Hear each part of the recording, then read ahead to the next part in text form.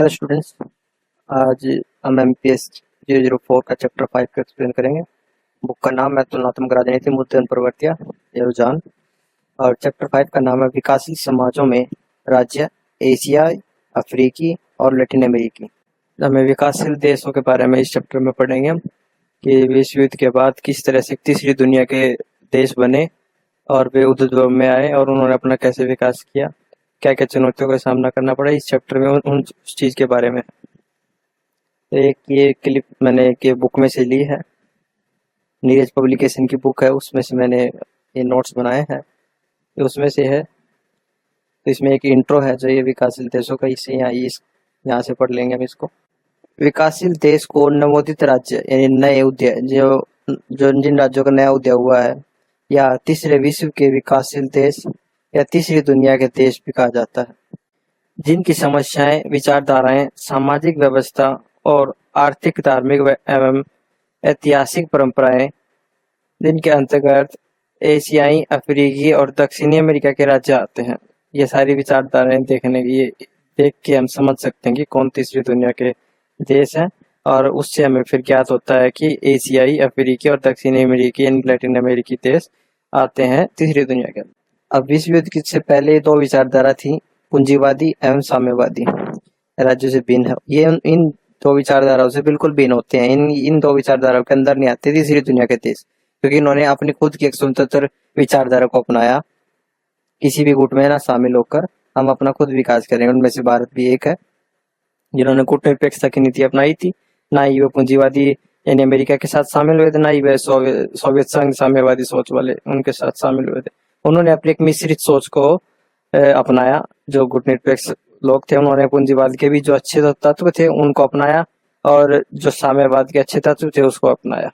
विचार करने से पूर्व उनकी स्थिति और प्रभावों को ज्ञान प्राप्त करना अत्यंत आवश्यक। द्वितीय विश्व युद्ध के बाद विश्व में राजनीतिक विचारधाराओं पर आधारित राज्य सत्ता में आए पूंजीवादी तथा साम्यवादी राज्य, जिनका नेतृत्व करा संयुक्त राज्य अमेरिका, और दूसरी तरफ सोवियत रूस ने कर रहे थे।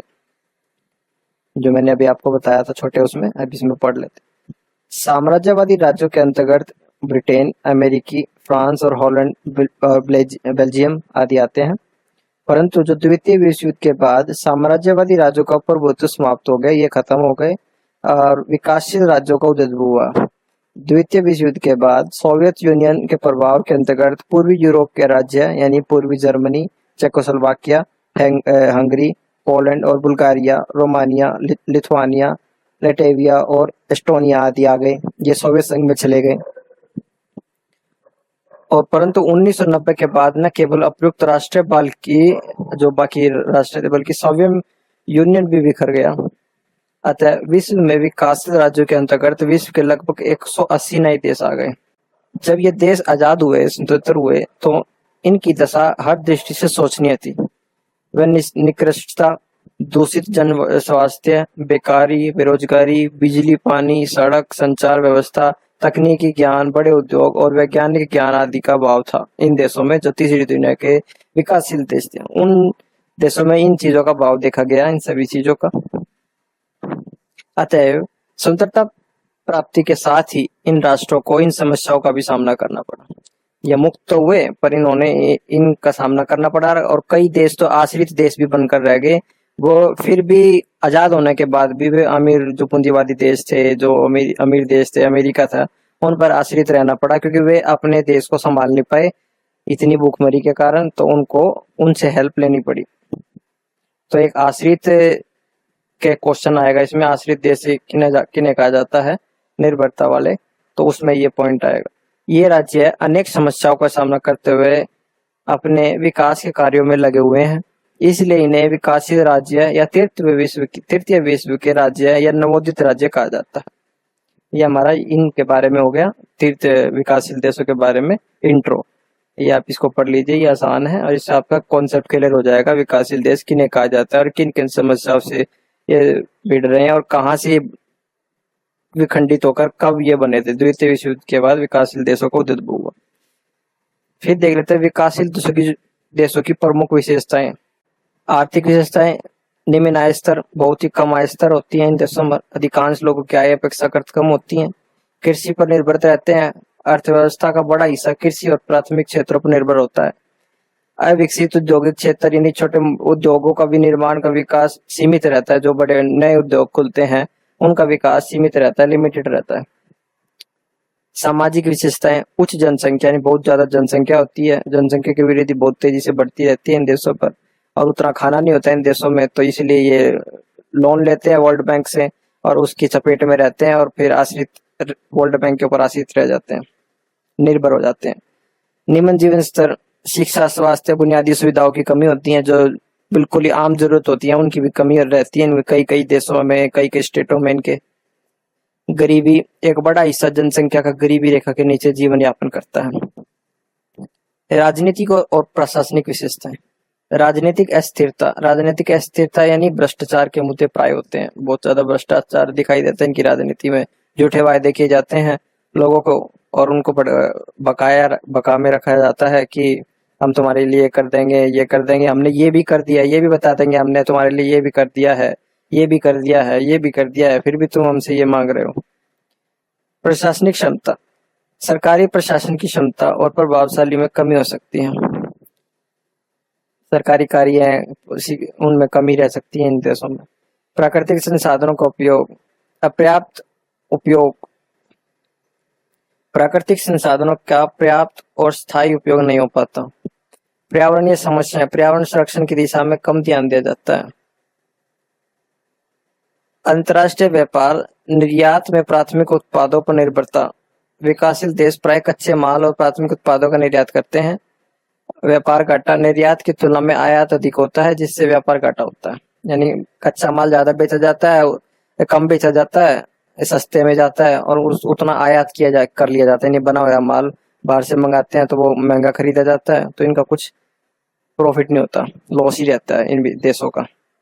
उदाहरण के तौर पर कुछ विकासशील देश इस तरह से हैं। एशिया में भारत, बांग्लादेश, पाकिस्तान, नेपाल। अफ्रीका में नाइजीरिया, गाना, केन्या, तंजानिया।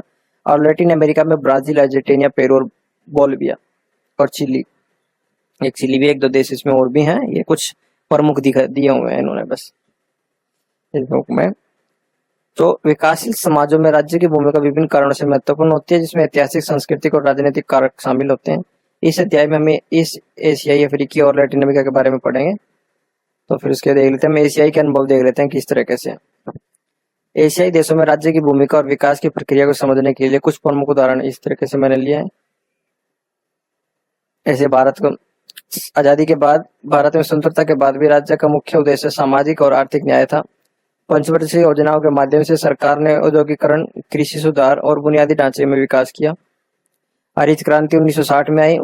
उस क्रांति के कारण कृषि में उत्पादन में वृद्धि हुई।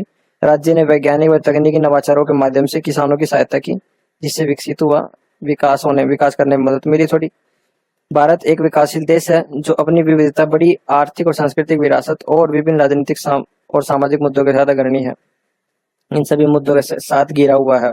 फिर बांग्लादेश एक अग्रणी दक्षिणी एशियाई देश है जो आर्थिक विकास, जलवायु परिवर्तन के प्रति जागरूकता और सामाजिक समृद्धि की ओर प्रगति कर रहा है। ये विकास में ये काम कर रहे हैं। पाकिस्तान एक विकासशील देश है जो आर्थिक, सामाजिक और राजनीतिक मुद्दों के साथ लड़ रहा है। यहाँ शिक्षा, स्वास्थ्य और अन्य क्षेत्रों में प्रगति की जरूरत है।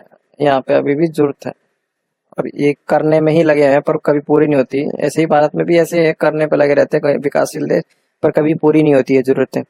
नेपाल भी एक विकासशील देश जो आर्थिक और सामाजिक विकास के माध्यम से अपने नागरिकों के जीवन स्तर को सुधारने का लक्ष्य प्राप्त करने की कोशिश कर रहा है। अफ्रीकी अनुभव, अफ्रीकी महाद्वीप में राज्य की भूमिका औपनिवेशिक इतिहास और विविध सामाजिक संरचनाओं से प्रभावित रही है। नाइजीरिया, उसका एक उदाहरण ले लेते हैं इसमें। औपनिवेशिक प्रभाव, औपनिवेशिक काल में ब्रिटिश शासन ने नाइजीरिया की राजनीतिक और आर्थिक संरचना को काफी प्रभावित किया था। भारत में भी औपनिवेशिक से विकसित हुआ देश और कुछ अल्प विकसित भी रहा। तेल और विकास, स्वतंत्रता के बाद तेल के भंडार ने नाइजीरिया की अर्थव्यवस्था को मजबूत किया, लेकिन इससे भ्रष्टाचार और असमानता भी बढ़ी। वहां पर जो अमीर बड़े लोग थे उन्होंने तेल के कुओं पर कब्जा कर लिया। गाना कामे नक्रुमाह का नेतृत्व एक शख्स थे, उनका नेतृत्व गाना के पहले राष्ट्रपति कामे नक्रुमाह ने पैन अफ्रीकनिज्म और औद्योगिकरण को बढ़ावा दिया। राजनीतिक स्थिरता और सैन्य तख्तापलट से ने घाना के विकास में बाधा डाली। हालांकि हाल के वर्षों में स्थिरता और विकास के प्रयासों में सुधार हुआ। लैटिन अमेरिका का अनुभव। लैटिन अमेरिका देशों की राज्य की भूमिका ऐतिहासिक घटनाओं और राजनीतिक विचारधाराओं से प्रभावित हुई है। ब्राजील एक उदाहरण। सैन्य शासन 1964 से 1985 तक सैन्य शासन रहा, जो पाकिस्तान में भी अभी तक सैन्य शासन चलता आ रहा है। ब्राजील ने औद्योगिकरण और बुनियादी ढांचे के विकास पर जोर दिया है। लोकतंत्र की वापसी। 1985 के बाद लोकतंत्र की वापसी ने राजनीतिक और आर्थिक सुधारों की दिशा में नए प्रयासों को जन्म दिया। चिली एक स्टेट है। पिनोचे का शासन एक शख्स थे, एक नेता थे वहां के, जो उनका शासक था, राष्ट्रपति होंगे। और 1973 में सैन्य तख्तापलट के बाद ऑगोस्तो पिनोचे के शासन ने आर्थिक उदारीकरण और मुक्त बाजार की नीतियों को अपनाया। जैसे भारत में मुक्त बाजार की नीति को अपनाया था 1990 में।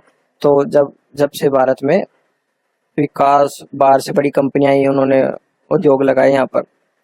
लोकतंत्र और सुधार। 1990 में लोकतंत्र की वापसी के बाद चिली ने सामाजिक नीतियों और आर्थिक सुधारों के माध्यम से विकास की दिशा में कदम बढ़ाए। इस चैप्टर में इतना ही है। इस चैप्टर को आप कॉन्सेप्ट क्लियर कर सकते हैं। विकासशील देश की कहा जाता है, इन देशों में क्या क्या कमी है, आप इनको पढ़ सकते हैं। फिर किताब में से आप इसको डिटेल में पढ़ लीजिएगा, तो आपका डिटेल जो इन देशों के बारे अंदर है उनका क्लियर हो जाएगा, किस तरीके से ये उभरे और कौन कौन देश थे इनके अंदर, उनमें क्या क्या दिशा चल रही है और किस तरीके से उन्होंने विकसित होने में कदम उठाए। इस चैप्टर में इतना ही। अगर आप चैप्टर को डिटेल अच्छी लगी हो तो लाइक करना इसको, वीडियो को, और चैनल को सब्सक्राइब करना नेक्स्ट चैप्टर्स के लिए।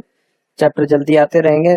अभी 5th चैप्टर है, 6th 7th 10th, मैं 10 चैप्टर तो करने की कोशिश करूंगा आपके पेपरों तक। Thanks for watching, good bye.